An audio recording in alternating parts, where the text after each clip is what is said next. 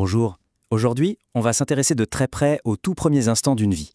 On va parler de la réanimation néonatale. Cet ensemble d'actions hyper critiques où, littéralement, chaque seconde compte. Alors ce chiffre, 10%, il est fondamental. Il représente le pourcentage de nouveau-nés qui ont besoin d'un petit coup de pouce ou d'un grand pour commencer à respirer à la naissance. Ça veut dire qu'un bébé sur 10 dépend d'une intervention rapide et efficace pour prendre sa toute première bouffée d'air. Voici le programme qu'on va suivre ensemble. On va commencer par la fameuse minute d'or, puis on plongera dans la transition incroyable de la naissance. Ensuite, on verra les gestes de base, la ventilation qui est essentielle, les interventions plus avancées, et enfin, l'objectif final, une vie en pleine santé. La minute d'or, c'est vraiment le concept central. On parle des 60 toutes premières secondes après la naissance. C'est une fenêtre de tir ultra critique où l'évaluation et l'intervention sont absolument décisives pour le reste de la vie de l'enfant. Alors, qu'est-ce que c'est la réanimation néonatale concrètement ?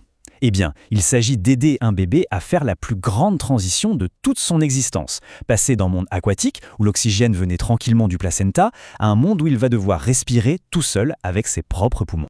Bon, rentrons dans le vif du sujet. Pour comprendre le comment on intervient, il faut d'abord bien saisir le pourquoi.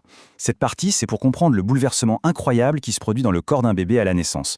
Avant la naissance, c'est simple, les poumons sont pleins de liquide, l'oxygène arrive par le placenta, tout est différent. Et puis, à la naissance, c'est la révolution. Les poumons doivent se vider de leur liquide et se remplir d'air, la circulation sanguine se réorganise complètement, c'est un changement absolument monumental qui doit se passer en quelques instants à peine.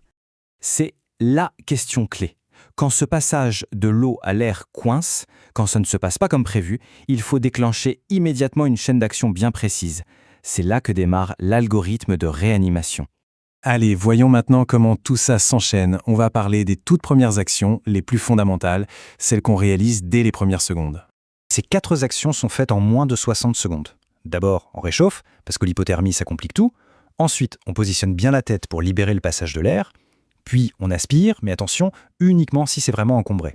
Et enfin, on stimule pour essayer de déclencher le réflexe de respiration. C'est simple, mais c'est absolument vital. Voilà la prochaine étape logique de l'algorithme. Si, malgré ces premiers gestes, le bébé ne respire toujours pas bien, ou pas du tout, alors on passe à l'intervention la plus importante de toutes. On arrive maintenant à l'étape la plus décisive, le cœur du sujet. Cette section est entièrement dédiée à la ventilation en pression positive, ou VPP. C'est, au sens propre, le geste qui va donner le souffle de vie. Cette citation, elle résume absolument tout. La ventilation, c'est-à-dire aider le bébé à faire entrer de l'air dans ses poumons, c'est l'action qui va régler le problème dans 90% des cas. C'est vraiment le geste sauveur par excellence.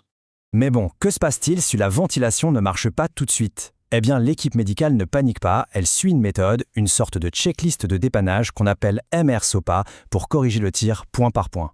Un autre point qui est super important, un nouveau-né n'atteint pas 100% de saturation en oxygène dès la première seconde. C'est progressif. L'équipe vise donc ses cibles étape par étape. Et c'est pour ça que la réanimation commence avec l'air ambiant, à 21% d'oxygène et pas à 100% pour éviter d'être toxique. Cette question nous fait basculer vers le niveau d'intervention supérieur. C'est pour le tout petit pourcentage de cas où, même si on ventile parfaitement, le cœur du bébé ne repart pas comme il faut. Il faut alors des mesures supplémentaires. Quand la ventilation seule ne suffit pas, l'algorithme passe à la vitesse supérieure. Là, le but c'est de soutenir la circulation pour que le sang fraîchement oxygéné aille partout où il doit aller. Ce ratio, 3 pour 1, il est unique au nouveau-né.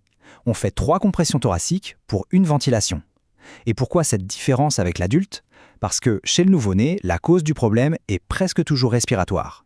Donc la ventilation reste la grande priorité. L'adrénaline, c'est une des dernières cartouches de l'algorithme. On ne l'utilise que dans les situations les plus critiques, quand le cœur ne répond ni à la ventilation ni aux compressions. Son utilisation est extrêmement rare, heureusement, mais elle peut être décisive.